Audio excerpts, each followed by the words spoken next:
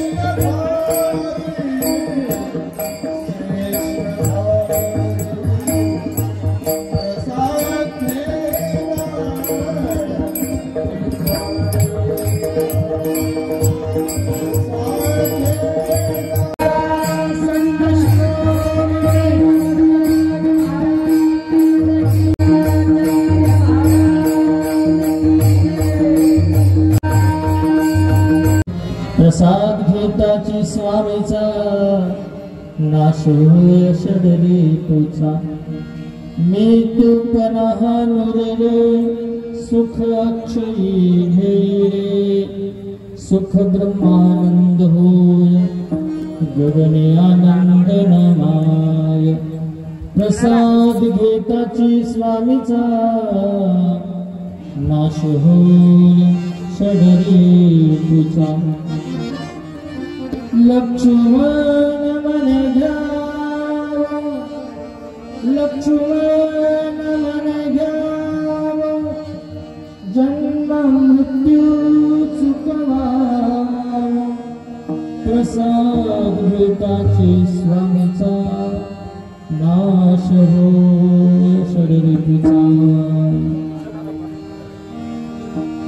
वंदे देवं मागधं सुरगुरं वंदे जगत्कारणं वंदे पन्नगभूषणं मृगधरं वंदे पशूनां वंदे सूर्यमुकुन्द प्रियं वंदे भक्तजनाश्रयं च वरदं वंदे शिवं शङ्करम् महिम्न पारन्ते परमविदुषो यज्ञसदृशे स्तुतिर्ब्रह्मादीनामपि ददवसन्नस्त्वयिरम् अथावाच सर्वस्वमतिमयमादिगमम् ममाप्येषस्तोत्रे हरनिरपमाद परिकरः ॐ नमो सदाशिवाय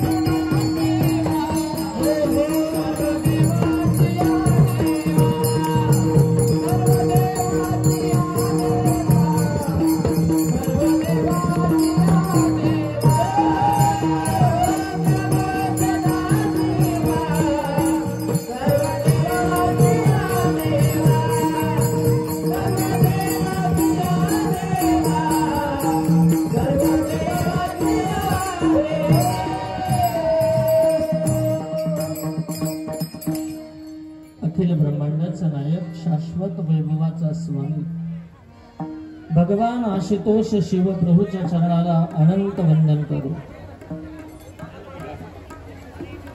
जगदादि जगद्गुरु रेणुकादि पंचाचार्य संत शिरोमणी हनुमत स्वामी जगज्योती महात्मा बसवेश्वर लिंगैक्य सद्गुरु सिद्धलिंग शिवाचार्य आपल्या सगळ्यांचं प्रेरणास्थान, आपल्या सगळ्यांना संजीवनी देणारे राष्ट्रसंत सद्गुरु शिवलिंग शिवाचार्य गुरुमाऊलींच्या चरणाला अनंत अनंत वंदन करू। उदयगिरी या पवित्र भूमीमध्ये ज्यांच्या पावन अशा समाधीचं वैभव बघायला मिळतं असे सद्गुरु हवगीलिंग स्वामी महाराजांच्या पवित्र मंदिराच्या सुवर्ण कलशारोहणाच्या निमित्तानं आयोजित 5051 लोकांचा पारायण सप्ताह आणि या सप्ताहाच्या निमित्तानं आजच्या प्रसादाचं कीर्तन माझ्याकडे आलेलं आहे। या प्रसंगी या वर्तमान हावडी मठाचे मठाधिपती माझे आत्मीय मित्र सद्गुरु डॉक्टर शंभुलिंग शिवाचार्य स्वामीजी आजचा विना ज्यांनी धारण केला असे आमच्या साईगाव विरक्त मठ संस्थानचे आत्मीय मित्र सिद्धलिंग महास्वामीजी माणसं भजनामध्ये टाळी वाजवतात, त्यांच्या पापाची होळी होते आणि म्हणून भजनामध्ये देवाचं नाव घेत घेत हातानं टाळी वाजली पाहिजे आणि याकरता सगळ्यांनी एकदा आपण टाळी वाजवूया शिवाय।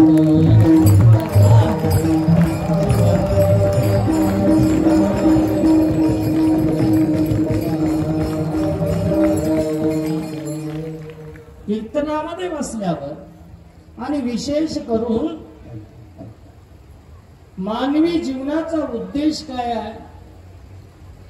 मानवी जीवनाचा उद्देश आहे दुःखाला संपवायचं आणि सुख समाधानाला मिळवायचं। शास्त्राच्या भाषेत बोलायचं झालं तर आत्यंतिक दुःखाची निवृत्ती आणि परमानंदाची प्राप्ती म्हणजे परमार्थ शिव।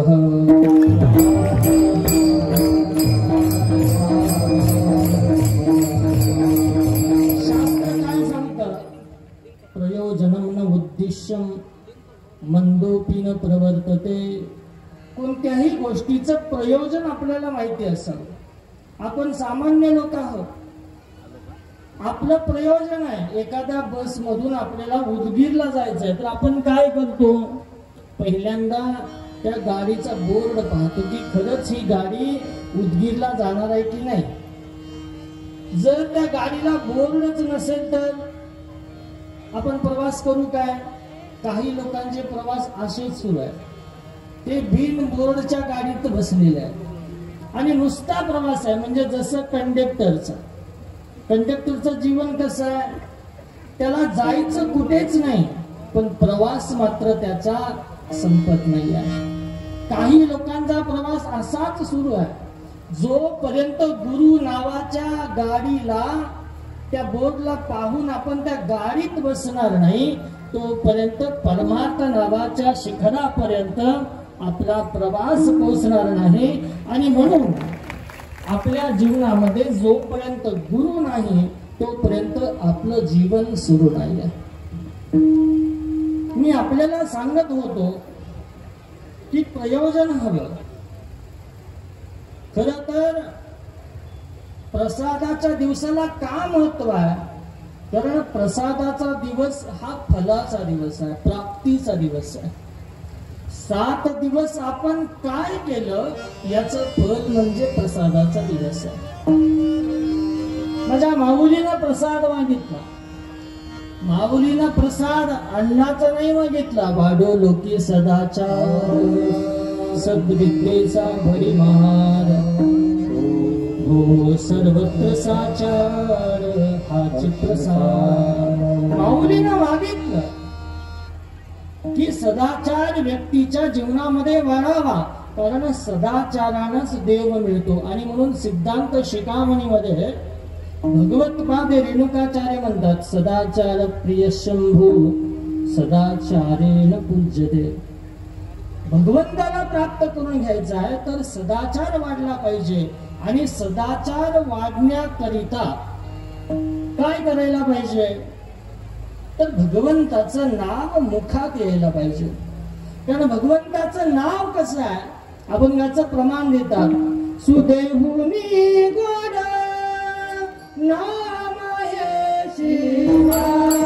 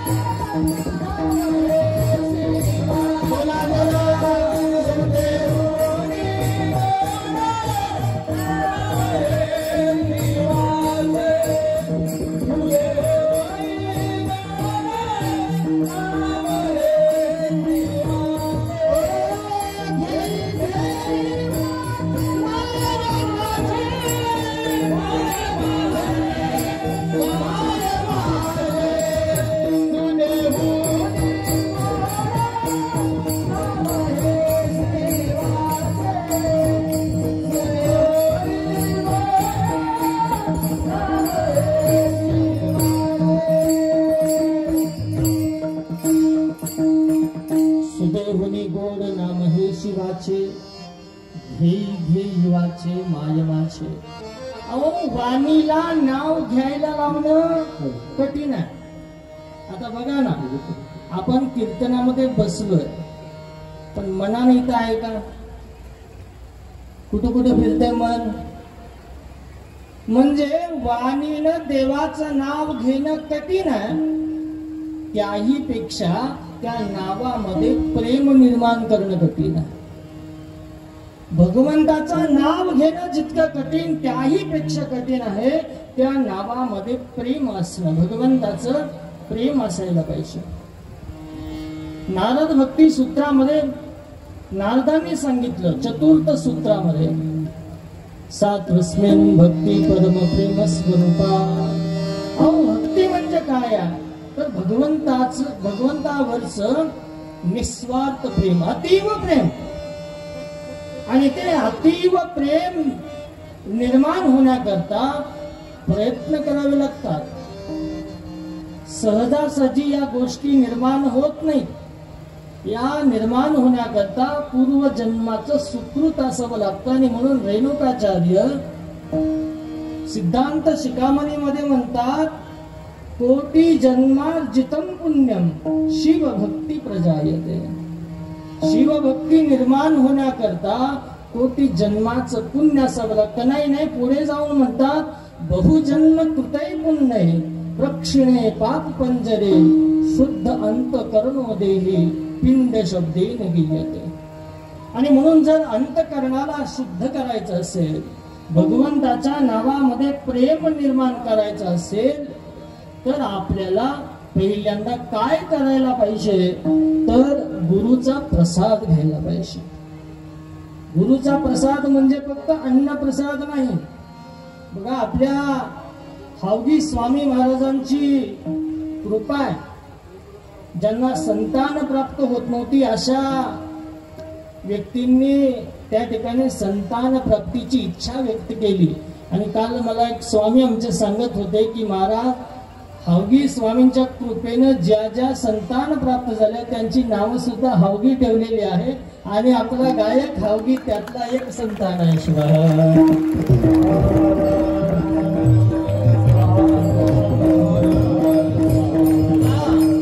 म्हणजे हा सुद्धा गुरुचा काय आहे, प्रसाद आहे. प्रसाद शब्दाचा अर्थ काय, प्रसादे सर्व दुःखानां हानिरस्योपजायते. सर्व दुःखांचं हरण म्हणजे आत्यंतिक दुःखाचं हरण प्रसाद करतो. पण असा नुसता प्रसाद नाही, तर गुरुचा प्रसाद आपल्या जीवनामध्ये प्रसन्नता निर्माण करायचा. म्हणून म्हणतात प्रसादस्तु प्रसन्नतः. प्रसाद काय करतो? प्रसन्नता निर्माण करतो. आणि म्हणून प्रसन्नता निर्माण होण्याकरता जाणता पारमार्थिक 8 दिवस जरी कीर्तनाला आला नाही तरी प्रसादाच्या दिवसाला तो अवश्य येतो. म्हणजे लौकिक विचार केला तर महिनाभर कामगार कामावर नाही गेल्यामध्ये प्रसादाला महत्व आहे. कारण प्रसाद काय करतो? प्रसाद तुमच्या अंतःकरणाचं परिवर्तन करतो. आणि म्हणून पूर्व काळामध्ये घरामध्ये प्रसाद बनायचा, लोक शांत होती, समाधानी होती. आता काय झालं? आपण घरात जे जेवण बनवतो, पूर्वी काय व्हायचं? जेवण बनवताना भांड्यांची पूजा व्हायची, त्या चुलीची पूजा व्हायची, धान्य काढताना त्या धान्याच्या राशीची पूजा व्हायची, ते धान्य काढत असताना अशी गीत गायली जायची आणि मग ते अन्न तयार केलं जायचं, ते पीठ तयार केलं जायचं. आता मात्र तसं काही राहिलं नाही. बनवणारी माय आमची बिना आंघोळीची स्वयंपाकघरात जाते. असं म्हणतात जी माय बिना आंघोळीचा प्रसाद जेवण घरामध्ये बनवते त्या घरातला अर्थनाश होतो, पैसे टिकत नाही. आणि म्हणून बघा ना सध्या चणचण भासते. म्हणून बिना आंघोळीचं जेवण बनवू नये, हा एक नियम. पुढचा नियम, टीव्ही कोण म्हणतं नागेश स्वामी, कोण म्हणतं नागनाथ स्वामी, पण मन्मथ स्वामींचे गुरुमाऊली आपण जर परमरहस्याचा 17वा अध्याय वाचला तर ग्रंथाची महिमा सांगत असताना माऊली काय म्हणतात? बसवराज श्री गुरु मानोरमठ सिंहासनाधिकारो यांच्या